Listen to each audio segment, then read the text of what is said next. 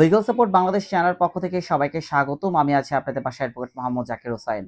আজ আমি যেই টপিকটা নিয়ে আলোচনা করব তা হলো পর্নোগ্রাফি। অর্থাৎ বর্তমানে বাংলাদেশে প্রায় সময় আপনারা দেখেন যে শর্টস ভিডিওগুলো বা লং ভিডিওগুলো অথবা নাটকে অথবা ছবিতে বা বিভিন্ন জায়গায় যারা ছবি করছে, ছোট ছোট শর্ট ফিল্ম তৈরি করছে, অশ্লীলতা ছড়িয়ে দিচ্ছে। অর্থাৎ খারাপ খারাপ ছবি ছড়িয়ে দিচ্ছে, খারাপ খারাপ ভিডিও ছড়িয়ে দিচ্ছে, খারাপ খারাপ এক্সপ্রেশন ছড়িয়ে দিচ্ছে, যেটাকে আমরা যৌনতা বলি বা সেক্সুয়াল হ্যারাসমেন্ট বলি।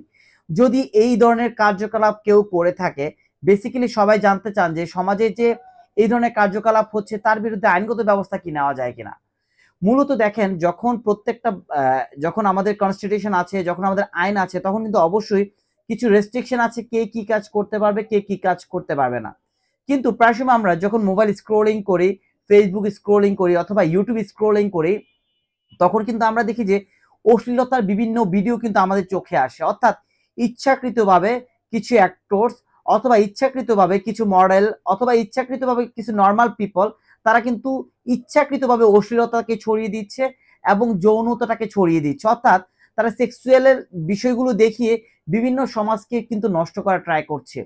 যদি আপনার চোখে পড়ে যে সত্যিকারিতে কেউ একজন ব্যক্তি ইচ্ছাকৃতভাবে এই সেক্সুয়াল বিষয়গুলো বা এই অশ্লীলতাগুলো সমাজে ছড়িয়ে দিয়ে সমাজটাকে কুলুষিত করার চেষ্টা করছে, সেই ক্ষেত্রে কিন্তু আপনি অ্যাজ অফ রাইট বাংলাদেশের সিটিজেন হিসেবে কিন্তু আপনি আইনগত ব্যবস্থা নিতে পারেন।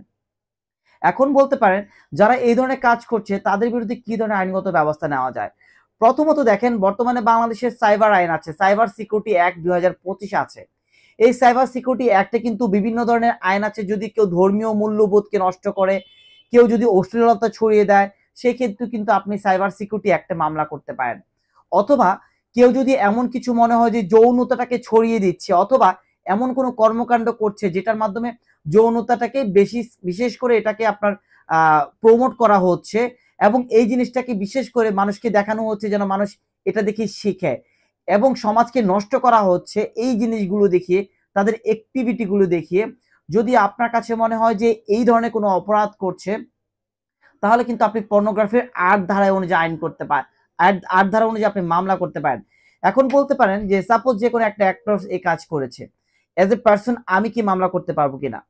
যদি ওই অ্যাক্টরস এমন কোনো বিহেভিয়ার করে, এমন কোনো অ্যাটিটিউড করে বা এমন কোনো সংলাপ করে, যেই সংলাপের কারণে বিশেষ করে সেক্সুয়াল বিষয়টাকে আপনার প্রমোট করা হচ্ছে, এমন যদি হয়, তাহলে কিন্তু আপনি অবশ্যই পর্নোগ্রাফি আইনে ৮ ধারায় মামলা করতে পারেন।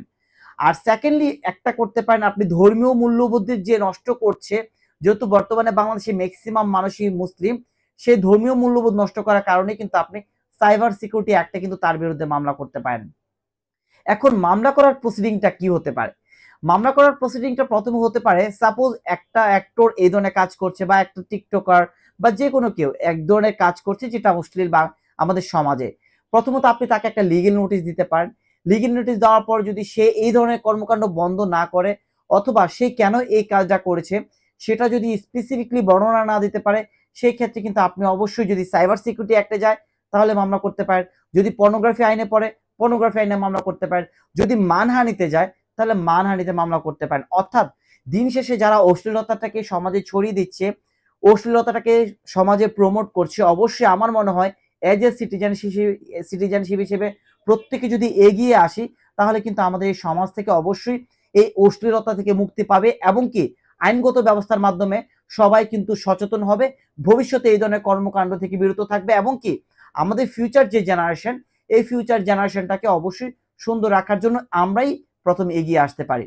এরপরও যদি এই ধরনের অশ্লীলতা নিয়ে কোনো কিছু জানার থাকে, কোনো হেল্প প্রয়োজন পড়ে, অবশ্যই আপনারা আমাদেরকে জানাতে পারেন। সর্বদাই আমরা কিন্তু এই পিছনে কাজ করছি এবং আমরা আপনাদের পাশে আছি।